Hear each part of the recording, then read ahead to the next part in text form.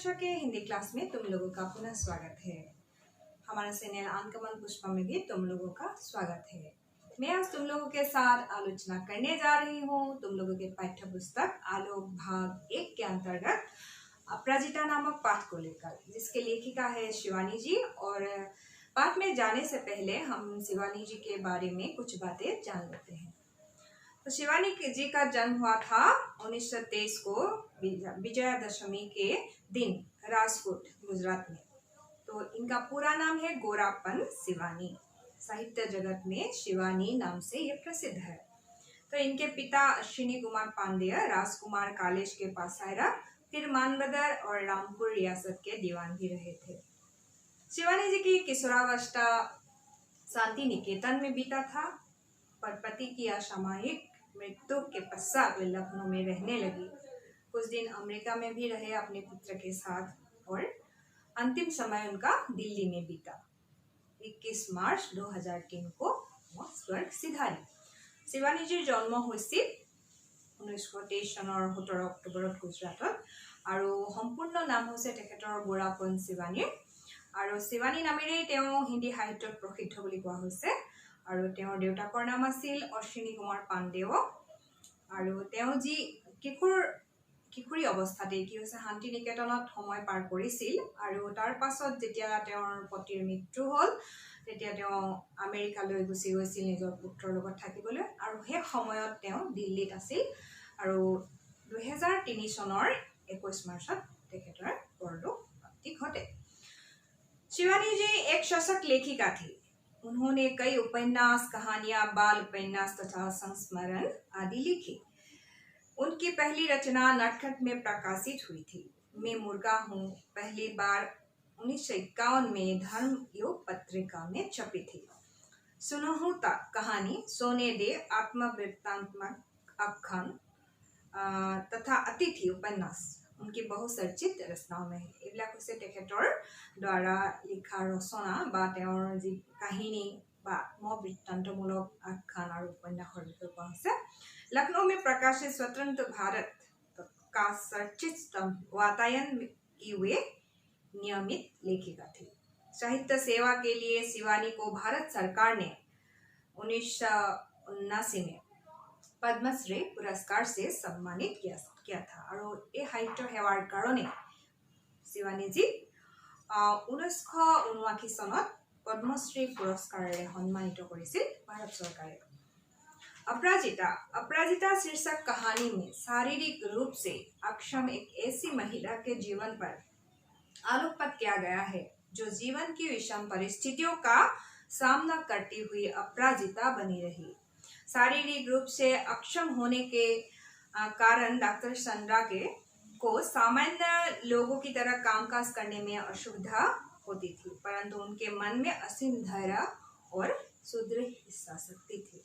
अपराजिता হৈছে এনে এগৰাকী মহিলাৰ কাহিনী যাৰ শৰীৰটো কি বুলি কোৱা হৈছে শাৰীৰিকভাৱে অক্ষম, আৰু শাৰীৰিকভাৱে অক্ষম হোৱা স্বত্তেও ডাক্তৰ চন্দ্ৰাই কিদৰে ডক্টৰেট ডিগ্ৰী লৈছিল, তেওঁৰ মাইক্ৰ'বায়'লজি বিষয়ত কিদৰে মানে নোবেল পুৰস্কাৰো পাইছিল, সেই এটা দীঘল কাহিনী লেখিকাই আমাক উপস্থাপন কৰিছে। আৰু যদিও ইয়াত কোৱা হৈছে যে डॉक्टर संड्रा की जीवन गाथा तथा केवल शारीरिक अक्षम लोगों के लिए ही प्रेरणा स्रोत नहीं है, बल्कि उन सभी लोगों के लिए प्रेरणाप्रद है जो अपने लक्ष्य तक पहुंचने से पहले ही निराश होकर मार्ग में आने वाले बाधाओं के समक्ष पराजय स्वीकार कर लेते हैं।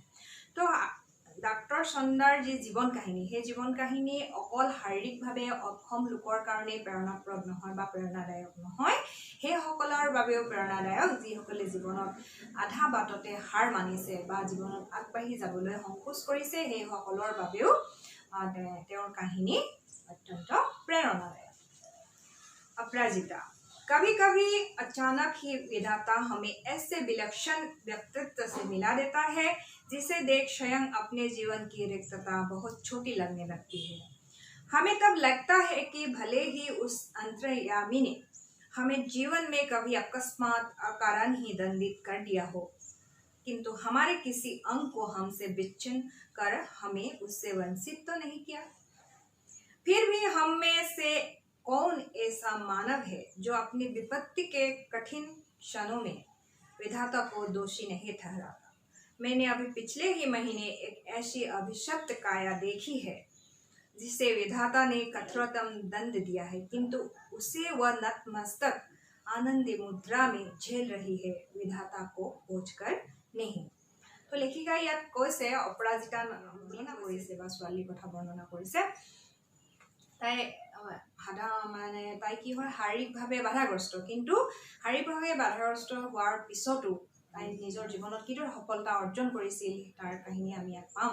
ইয়াত কৈছে যে কেতিয়াবা কেতিয়াবা কভি কভি অচানক হি বিধাতা মানে আমাক বিধাতাই বা নিয়তিয়ে এনেকুৱা মানুহৰ লগত লগ লগাই দিয়ে।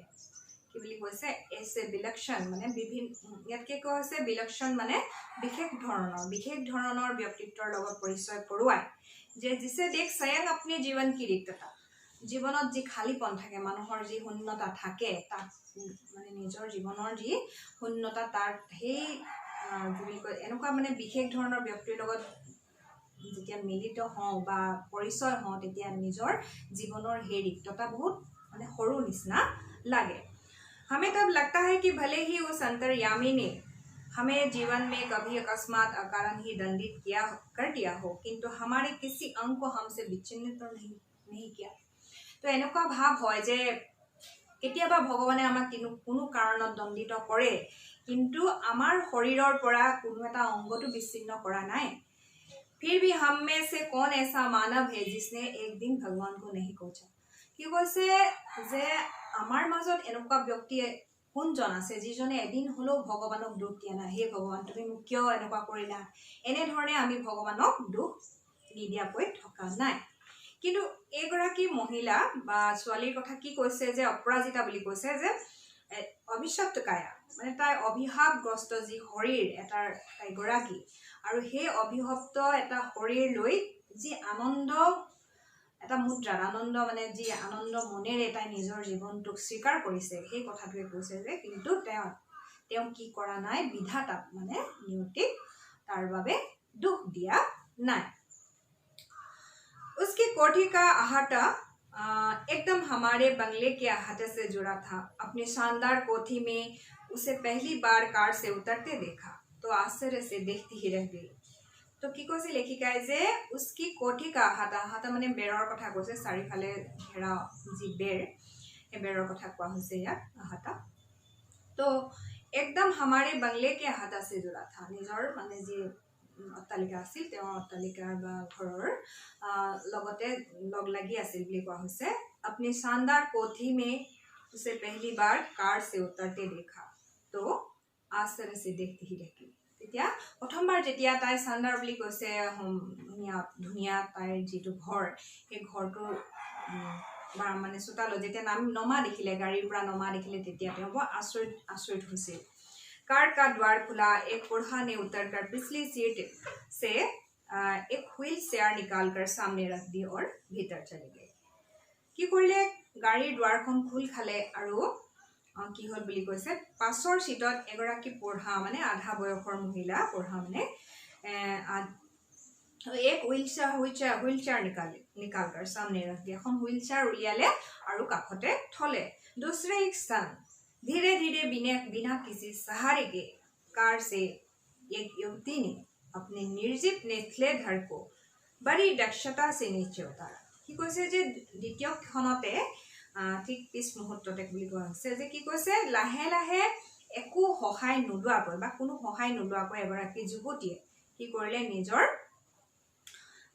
নিচলে ধৰ বুলি কৈছে তলৰ যি অংশ গা শৰীৰৰ তলৰ অংশৰ কথা কৈছে যে গাৰ বৰ দক্ষতাৰে তললৈ নমালে আৰু फिर बेसाखियों के से वे ही व्हील चेयर तक पहुंच उसमें बैठ गई और बड़ी तटस्थता से उसे स्वयं चलाती कोठी के भीतर चली गई। আৰু কি কৰিলে নিজৰ শৰীৰৰ যিটো মানে অচল অংগটো কি কৰিলে গাড়ীৰ পৰা নমালে আৰু হুইল চেয়াৰখনত বহি বৰ নিলিপ্ততাৰে কি কৰিলে নিজে সেই হুইল চেয়াৰখন চলাই कोठार भितरले बा घरटोर भितरले घुसी गल। मैं फिर नित्य नियत समय पर उसका यह विचित्र आवागमन देखती और आश्चर्यचकित रह जाती, ठीक जैसे कोई मशीन बटन खटखटाती अपना काम किए चली जा रही हो। लेखिके কৈছে যে বৰ্ণনা কৰিছে কি বুলি কৈছে যে মই সদায় তেওঁৰ যি নিয়ত মানে নিত্য নিয়ত মানে সদায় যিটো অহা যোৱা কৰে আৱাগমন অহা যোৱা কৰাৰ যি দৃশ্য বিচিত্ৰ বুলি কৈছে আৰু সেইটো চাই মই বৰ আচৰিত হওঁ আৰু কি বুলি কৈছে যেনেকুৱা মানে এনেকুৱা এটা লাগে যে এটা মেচিনেহে যেন মানে কি কৰিছে বটন দবাই মানে বুটাম টিপি কাম কৰি গৈ আছে এনে ধৰণৰ अनुभव से लेखिकाए। धीरे धीरे मेरा उससे परिचय हुआ। कहानी सुनी तो दंग रह गई। नियति के प्रत्येक कठोर आघात को अति अमानवीय धैर्य एवं साहस से झेलती वह बित्ते भर की लड़की मुझे किसी देवांगना से कम नहीं लगी। धीरे धीरे लेखिका का उससे परिचय हुआ। लाहे लाहे परिचय घटिल। কাহিনী শুনিলে মানে বৰ আচৰিত হ'ল তেওঁ যে নিয়তিৰ যি কঠোৰ মানে অত্যাচাৰ সেইটো সহ্য কৰি কেনেকৈ অমানৱীয় ধৈৰ্য এগৰাকী মানৱীয়ে যেন এনেকুৱা ধৈৰ্য ধৰিব নোৱাৰে লেখিকাৰ তেনে অনুভৱ হ'ল আৰু সেই অমানৱীয় ধৈৰ্য আৰু সাহসেৰে কি কৰিলে সন্মুখীন হৈ সেই বিপদৰ সন্মুখীন হৈ কি কৰিলে এজনী চুটি চাপৰ সৰু ছোৱালী বুলি কৈছে বিত্তে ভাৰ কি লড়কি মানে ছোটে কাটকি সৰু ছোৱালী কি কৰিছে लेखिका এনেকুৱা অনুভৱ হ'ল তাই যেন এগৰাকী দেৱী है। मैं चाहती हूँ कि मेरी पंक्तियों को उदास आंखों वाला वह गोरा उजले वस्त्रों से सज्जित लखनऊ का मेधावी युवक भी पढ़े जिसे मैंने कुछ माह पूर्व अपनी बहन के यहाँ देखा था। वो IAS की परीक्षा देने इलाहाबाद गया। लौटते समय किसी स्टेशन पर चाय लेने उत्तरा की गाड़ी चल पड़ी। এটা কি কৈছে এই যে মই যে জি হাৰিকেটা কৈছো বা মই কথাখিনি মোৰ কথাখিনি সেইজন মেধাবী যুৱক এজন মেধাবী লক্ষ্ণৌৰ এজন মেধাবী যুৱকৰ কথা কৈছে যে উজ্জ্বল বস্ত্ৰৰে সজ্জিত হৈ থকা সেই আৰু উদাস আঁখো মানে বৰ কি কৈছে উদাস চকুৰে এজন যুৱকৰ মেধাবী যুৱকৰ কথা কৈছে যিজনে IAS परीक्षा दिबले इलाहाबादলৈ গৈছিল। लौटते समय किसी स्टेशन पर चाय लेने उत्तरा की गाड़ी चल पड़ी আৰু চাহ খাবলৈ এটা ষ্টেচনত নামিছিল তেওঁ আৰু তেতিয়া গাড়ীখন গুছি গৈছিল। चलती ट्रेन के में हाथ के कुल्हड़ सहित चढ़ने के प्रयास में गिरा और पहिए के नीचे हाथ पड़ गया। যেতিয়া চলিত গাড়ীখন যেতিয়া গাড়ীখন গুছি গ'ল তেতিয়া দৌৰ মাৰি তেওঁ কি কৰিবলৈ গৈছিল তাত মাটিৰ মলাটোৰ হৈতে উঠিবলৈ গৈছিল মানে চাহৰ যেটো মলা সেই মলাটোৰ কথা কোৱা হৈছে মলাটো কাপটোৰ হৈতে উঠিবলৈ যাওঁতে তেওঁ চকাটোত কি হৈছিল হাত এখন পৰি গৈছিল।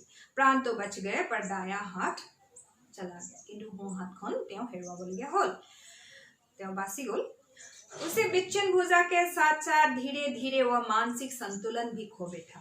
पहले दुख भुलाने के लिए नशे की गोलियां लेने लगे खाने लगा और फिर अब नूर मंजिल की शरण रही है। আৰু এতিয়া সেই যুৱকজনৰ কথা কি কৈছে যে প্ৰথমে তেওঁ নিজৰ দুখ পাহৰিবৰ কাৰণে নিচাযুক্ত দ্ৰব্য সেৱন কৰিলে আৰু পিছলৈ কিন্তু তেওঁ মানসিকভাৱে দুৰ্বল হৈ পৰিল আৰু এতিয়া नूर मंजिल मानसिक रोगियों का अस्पताल जो लखनऊ में है तो उसकी शरण में है মানে তাতে থাকিবলৈ লৈছে। केवल एक हाथ खोकर ही उसने हथियार डाल दिए। इधर संध्या जिसका निचला धड़ है निष्प्राण मांसपिंड मात्र सदा उत्फुल्ल है। चेहरे पर विषाद की एक भी रेखा भी नहीं। बुद्धि दीप्त आंखों में अदम्य उत्साह प्रतिपल प्रतिक्षण भरपूर उत्कट जीविका और फिर कैसी कैसी महत्वाकांक्षाएं। तो लेखिका কি কৈছে যে हे যুৱকজনক অপৰাজিতাৰ কাহিনী পঢ়িবলৈ এই কাৰণে কৈছে যে জানিব লাগে কিয়নো অপৰাজিতা তেওঁ যেহেতু এখন হাত নাইকিয়া হোৱাতে তেওঁ নিজৰ জীৱনৰ ওচৰত হাৰ মানিলে কিন্তু অপৰাজিতা এনেকুৱা আছিল মানে অপৰাজিতা মানে ডাক্তৰ চন্দ্ৰাৰ কথা কৈছে চন্দ্ৰা এনেকুৱা আছিল যাৰ শৰীৰৰ তলৰ অংশটো একবাৰ নিষ্প্ৰাণ কোনো প্ৰাণ নাই তাত এটা সাধাৰণ মানে সামান্য মাংসপিণ্ডৰ ৰূপ লৈছিল আৰু সেইগৰাকী যুৱতীয়ে কি কৰিছিল সদায় উৎফুল্লিত মনেৰে মুখত অকনো বিষাদৰ ছাঁ নাছিল। বুদ্ধিদীপ্ত এটা দুটি চকুৰে চকুত কি আছিল বুলি কৈছে অদম্য উৎসাহ আছিল আৰু প্ৰতিক্ষণে प्रतिपले की आसिल जियार जीविका जीने की इच्छा जो जीने की इच्छा होती है मनुष्य के मन में वही तो जीयाই থকাৰ जी इच्छा সেই इच्छा प्रकट হৈ উঠিছিল তাইৰ চকুত আৰু কেনেকুৱা মহত্ব আকাংক্ষা লৈ তাই জীয়াই আছিল মানে সেই উৎসাহ উদ্দীপনা जी কাহিনী সেই কাহিনী সেই ল'ৰাজনে পঢ়িব লাগে বুলি কাৰণে লেখিকাই কৈছে मैडम आप लखनऊ जाते ही क्या मुझे ड्रग रिसर्च इंस्टीट्यूट से पूछकर यह बताएगी कि वहाँ आने पर मेरे विषय माइक्रोबायोलॉजी से संबंधित कुछ सामग्री मिल सकती है मैडम आप कह रही थी कि आपके दामाद हवाई के ईस्ट वेस्ट सेंटर में हैं क्या आप उन्हें मेरा बायोडाटा भेजकर पूछ सकेगी कि मुझे वहाँ की कोई फेलोशिप मिल सकता है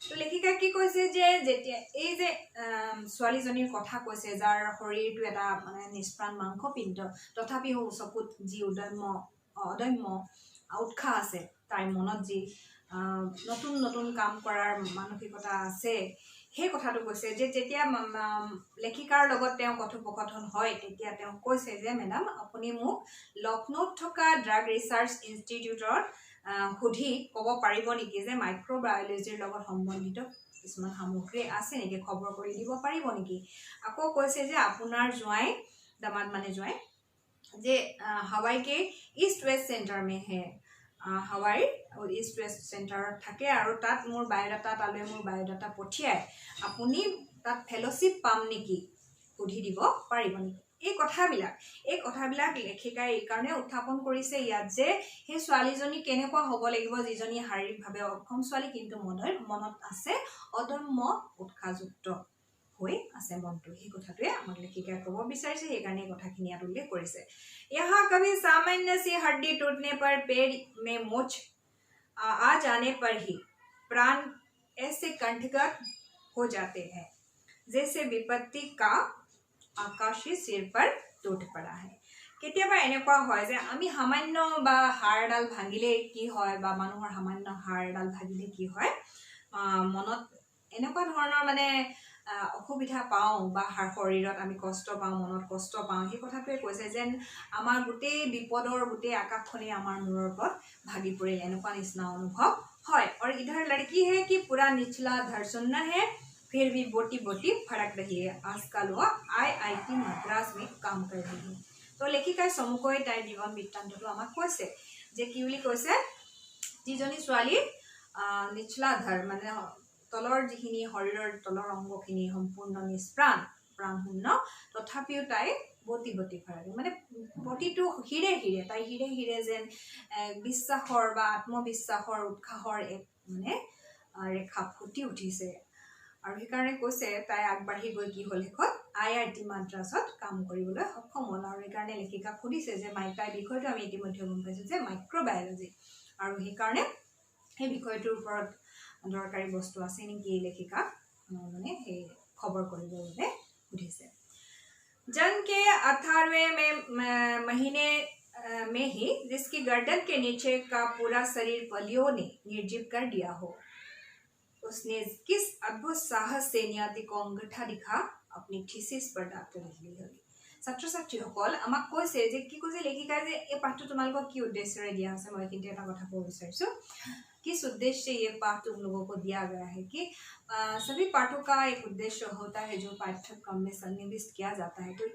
इस पाठ से हमें अभी तक क्या शिक्षा मिली कि अपराजिता नाम दिया गया है उनको डॉक्टर चंद्रा जो माइक्रोबायोलॉजी IIT मद्रास में माइक्रोबायोलॉजी विषय में काम कर रही है तो এনেকুৱা এগৰাকী যুৱতীৰ বিষয়ে আমাক দিয়া হৈছে তোমালোকক উৎসাহিত কৰিবৰ কাৰণে পাঠটো ইয়াত দিয়া হৈছে সেইকাৰণে কৈছে যে जन्म के 18वें महीने में ही जिसकी गर्दन के नीचे का पूरा शरीर पोलियो ने निर्जीव कर दिया पोलियोर কাৰণে তেওঁ গোটেই শৰীৰটো তলৰ অংশটো কি বুলি কৈছে गर्दन মানে ডিঙিৰ তলৰ গোটেই অংশখিনিয়ে তাই নিৰ্জীৱ আৰু সেই তেনেকুৱা এটা অৱস্থাত কি অদ্ভুত সাহসেৰে মানে বিধাতাক अंगूठा दिखाए माने विधाताक ताई अंगूठा दिखाइছে বুলি কৈছে মানে কি প্ৰত্যাহ্বান হিচাপে লৈছে জীৱনটো প্ৰত্যাহ্বান হিচাপে লৈ কি কৰিছে নিজৰ থাচিছৰ ওপৰত ডক্টৰেট ডিগ্ৰী লাভ কৰিছে। এই কথাটো ভাবি লেখিকাই কৈছে যে কি প্ৰত্যাহ্বানৰ তাই সন্মুখীন হৈছে এই কথাটো আমাক উত্থাপন কৰিছে আমাৰ। मैडम मैं चाहती हूँ कि कोई मुझे सामान्य सा सहारा भी ना दे। आप तो देखती है मेरी माँ को मेरी कार चलानी पड़ती है। मैंने इसी से एक ऐसी कार का नक्शा बनाकर दिया है जिससे मैं अपने पैरों के निर्जीव अस्तित्व को भी सजीव बना दूंगी। यह देखिए मैंने अपनी प्रयोगशाला में अपना संचालन कैसा सुगम बना लिया है। मैं अपना सारा काम अब स्वयं निपटा लेती हूँ। तो কি কৈছে যে মেডাম मैं चाहती हूँ कि मुझे कोई सामान्य सा सहारा भी ना दे। তাৰমানে ইমান আত্মবিশ্বাস আছে এগৰাকী যুৱতীৰ। কি কৈছে যে বাইদেউ বা মেডাম বুলি কৈছে, মেডাম যে মোক কোনেও যে অকণমানো সহায় নকৰে আৰু মই নিজে আত্মনিৰ্ভৰশীল হ'ব পাৰোঁ। আপুনি দেখিছে যে মোৰ গাড়ীখন কোনে চলাব লাগে, মোৰ মায়ে চলাব লাগে। আৰু সেইটো নহবৰ বাবে মই এনেকুৱা এখন কাৰৰ নক্সা বনাইছোঁ যিটো কি হয় ভৰিৰে কি কৰিব পাৰি বুলি কৈছে। जिससे मैं अपने पैरों के निर्जीव মই মোৰ নিজৰ কি কৰিব পাৰোঁ, মোৰ নিজৰ যি নিৰ্জীৱ অস্তিত্ব, প্ৰাণহীন যি মোৰ অস্তিত্ব, তলৰখিনিৰ মোৰ কোনো প্ৰাণ নাই আৰু সেই প্ৰাণহীন মই অস্তিত্বকো মই সজীৱ কৰি তুলিব পাৰোঁ। তাৰ বাবে মই এখন এনেকুৱা ধৰণৰ কাৰৰ নক্সা বনাইছোঁ। या देखिए मैंने अपनी प्रयोगशाला में अपना संचालन कैसा सुगम बना लिया है। और मोर निजर प्रयोगशाला गवेषणा केन्द्र बा निजर जी प्रयोगशाला गवेषणा जत करे चंद्राई तात की करिছে ताई निजर अहा जोৱা কৰিব ইফাল ইফাল কৰিবৰ কাৰণে বা সঞ্চালনৰ কাৰণে কি কৰিছে মানে সুবিধা কৰি নিজেই লৈছে। मैं अपना सारा काम अब स्वयं निपटा लेती हूँ। उसने मुझे तस्वीरें दिखाई, समस्त सामग्री उसके हाथों की पहुंच तक ऐसी धरी थी कि निचला धर ऊपर उठाए बिना ही वह मनचाही सामग्री मेज पर से उतार सकती थी। ताई लेखिका देखाले जे छबिबिलाक माने आलोकचित्र देखाइছে যে কি দেখাইছে ফটো দেখাইছে সমস্ত সামগ্ৰী তাই এনেকুৱা ধৰণে সজাই থৈছে যাতে হাতেৰে ढुकी की বুলি কৈছে ऐसी धरी की निचला धर ऊपर उठाए बिना ही वह मनचाही सामग्री मेज पर से उतार सकती है। মানে নিজৰ শৰীৰটোক লৰচৰ নকৰাকৈ এনেওতো লৰচৰ কৰিব নোৱাৰি বা তাৰ একো ওপৰলৈ নুঠোৱাকৈ তাই কি কৰিব পাৰে সমগ্ৰ বস্তুবিলাক তাই নিজে ইফাল ইফাল কৰিব পাৰে। किंतु उसकी आज की इस पटुता के पीछे एक सुदृढ़ कठिन अभ्यास की यातनाप्रद भूमिका है। কিন্তু তাই এই পটুতা এই নিপুণতা তাই যে ইমানখিনি নিপুণ হ'লগে নিজৰ কামখিনি নিজে কৰিবৰ বাবে সেই নিপুণতাৰ আঁৰত কি বুলি কোৱা হৈছে বহু সুদীৰ্ঘ কঠিন অভ্যাস, সুদীৰ্ঘ বহুত দীঘলীয়া বুলি কৈছে কঠিন অভ্যাসৰ এটা যাতনাপ্ৰদ যন্ত্ৰণাদায়ক ভূমিকা আছে বুলি কৈছে বা কাহিনী ইয়াত জড়িত হৈ আছে। स्वयं डॉक्टर चंद्रा के प्रोफेसर के शब्द में डॉक्टर चंद्रा जिजনৰ ওচৰত ৰিচাৰ্চ কৰিছিল বা গৱেষণা কৰিছিল সেই প্ৰফেসৰ জনৰ শব্দত বা ভাষাত কি বুলি কৈছে हमने आज तक 2 व्यक्तियों द्वारा सम्मिलित रूप में नोबेल पुरस्कार पाने के ही विषय में सुना था, किंतु आज हम शायद पहली बार इस पीएचडी के विषय में भी कह सकते हैं। देखा जाए तो यह डॉक्टरेट भी संयुक्त रूप से मिलनी चाहिए डॉक्टर चंद्रा और उनकी अद्भुत साहसी जननी श्रीमती सुब्रमण्यम को। तो কি কৈছে প্ৰফেসৰ জনৰ ভাষাত কি কৈছে যে আমি কি শুনিছো বুলি কৈছে আমি সন্মিলিত ৰূপত নোবেল পুৰস্কাৰ যে লাভ কৰে সেই কথাটো আমি শুনিছো আৰু हम शायद पहली बार इस पीएचडी के विषय में भी कह सकते हैं। और नতুনকৈ আমি এটা কথা ক'ব পাৰো যে আমি চাবলৈ গ'লে সংযুক্ত ৰূপত এই পুৰস্কাৰ ডক্টৰেট যেটো মানে উপাধি লাভ কৰিছে ডক্টৰ চন্দ্ৰাই এটো লগতে কোনে পাব লাগে বুলি কৈছে श्रीमती सुब्रमण्यम जो डॉक्टर चंद्रा की माँ है। और डॉक्टर चंद्रार लगते डॉक्टर নহয় सुब्रमण्यम माने माकर कथा কৈছে श्रीमती सुब्रमण्यमेও এই बता पाब लगे। 25 वर्ष तक इस सहिष्णु महिला ने पुत्री के साथ साथ कैसी कठिन साधना की और इस साधना का सुखद अंत हुआ 1977 में जब चंद्रा को डॉक्टरेट मिली माइक्रोबायोलॉजी में। তো 25 বছৰ কাল এইগৰাকী সহিষ্ণু কষ্ট সহিষ্ণু মহিলাই কি কৰিলে নিজৰ জীয়েকৰ লগত কেনেকুৱা ধৰণৰ কঠিন পৰিস্থিতিৰ সন্মুখীন হ'বলগীয়া হৈছিল আৰু তেওঁ এই সহিষ্ণু মহিলাগৰাকী কেনেদৰে এই সময় পাৰ কৰিলে আৰু তাৰ একেবাৰে সুখদায়ক ফল লাভ কৰিলে 1974 চনত যেতিয়া ডাক্তৰেট ডিগ্ৰী পালে মাইক্ৰ'বায়'লজি বিষয়ত ডাক্তৰ চন্দ্ৰাই মাইক্ৰ'বায়'লজি বিষয়ত যেতিয়া 1974 চনত ডাক্তৰেট ডিগ্ৰী লাভ কৰিছিল তেতিয়াই সেই কাহিনীৰ সুখদায়ক এটা সমাপ্তি ঘটিছিল বুলি ইয়াত प्रोफेसरजनर भाषारे कोआ होइसे। तो विद्यार्थियों पाठ के इस अंक से अपराजिता पाठ के इस अंक से हमको यह शिक्षा मिली कि तो कैसी एक युवती के बारे में लेखिका ने यहाँ उत्थापन किया है और उसकी कहानी से हमें प्रेरणा मिलती है कि वह शारीरिक रूप से अक्षम है फिर भी सामान्य लोगों की तरह कामकाज करते हुए जीवन में उसको सफलता प्राप्ति हुई। तो विज्ञान के क्षेत्र में डॉक्टर चंद्रा ने महत्वपूर्ण अवदान दिया था जिसके कारण उसको नोबेल पुरस्कार भी मिला था। तो इमानলৈকে আমি কাহিনীটো পালো যে কেনেকৈ ডক্টৰ চন্দ্ৰা শাৰীৰিক অভাৱে অক্ষম হৈ মাইক্ৰ'বায়'লজি বিষয়ত কেনেকৈ নিজৰ সাধনা নিজৰ অদম্য সাহস আৰু কষ্ট সহিষ্ণু এটা জীৱন কটায় আৰু কি কৈছে তেওঁৰ যি বুদ্ধিদীপ্ততা সেই বুদ্ধিদীপ্ততাৰ বলত আৰু জীয়াই থকাৰ যি ইচ্ছা তাৰ প্ৰেৰণাতে তাই এইখিনি কৰিবলৈ সফল হৈছিল আৰু 25 বছৰ মাকৰ কঠোৰ সাধনাৰ বলত 1974 চনত মাইক্ৰ'বায়'লজি বিষয়ত গৱেষণা কৰি डॉक्टरेट डिग्री लाभ करें। इमानखिनिলৈকে আমি ইয়াত কাহিনীটো পালো। आगे की कहानी में हमको क्या मिलने वाला है तो इसके आलोचना में दूसरे पाठदान में करूंगी तुम लोगों के साथ।